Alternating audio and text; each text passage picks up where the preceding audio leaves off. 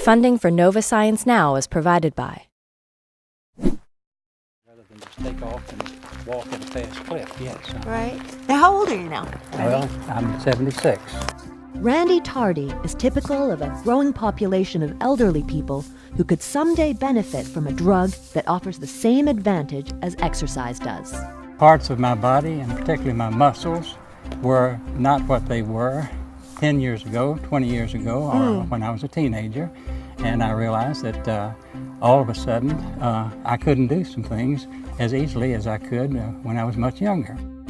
A lot of people, even when they're young, don't exercise, and it's even harder as you get older to develop that habit. Even elderly people who do exercise are vulnerable to muscle loss. In some older people, there are bouts of illness or depression that cause almost a catastrophic decrease in muscle function, such as hospitalization. And so oftentimes we see someone who is fully functional go into a hospital, and 5 or 6 days later they come out of the hospital hardly able to walk.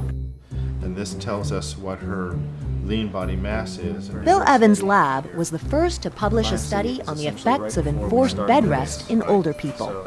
To take part in the experiment, you have to be at least 60 and be willing to stay in bed for 10 days straight. They do not want you sitting up. They give you 2 pillows. You can have 2 pillows, and that is it. Patricia Toy had been in bed for 9 days and had 24 hours to go when we met her. Just laying here, and you realize you're not getting up, you're not exercising, and I'm thinking, what's this going to do to me at the end of my 10 days? Am I going to will I be able to get back to the way I was at my age? What we see is that 10 days of bed rest is equivalent to about 15 years of aging. She's losing a lot of muscle. She loses about 1 kilogram, more than 2 pounds of muscle just from her legs. Patricia Toy was also losing something at a microscopic level inside her muscles. She showed very low levels of mitochondria, the tiny structures within cells that produce energy. No exercise for 10 days had caused her mitochondria count to plummet. Could a drug reverse the effect? In laboratory mice kept inactive, a drug called ICAR is producing striking results.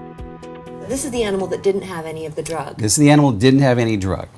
And this is the transformation that occurs simply injecting a drug once a day for a month, is able to transform muscle into this type of muscle that looks as if it's been exercised that whole time. This looks like the muscle of an athlete.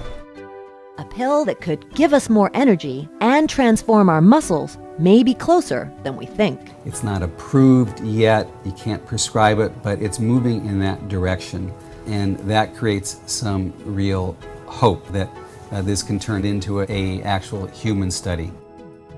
So do you think there will ever be a day when drugs replace exercise altogether? I certainly hope not. I don't think that it will. I think the effects of exercise are nothing short of amazing.